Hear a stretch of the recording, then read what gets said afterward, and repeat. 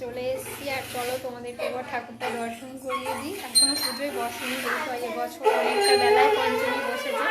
আর এই দেখো আমার ভাই শাক বাজাচ্ছে। এই যে আমার এটা কাকার ছেলে, এটা একটা পুচকি বড় বুনু। চলো ঠাকুরটা দেখাই। এই যে এই হচ্ছে ঠাকুর, আমাদের বছরের মা সরস্বতী।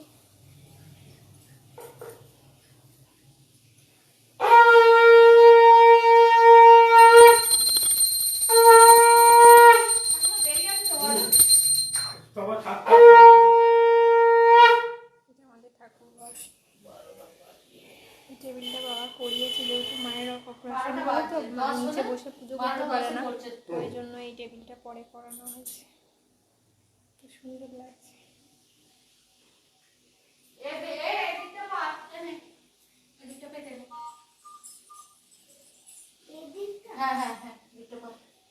বাবু একটু ধরে দিচ্ছি। তো চলো পুজো হোক, তারপর আবার আসছি, ধরছি।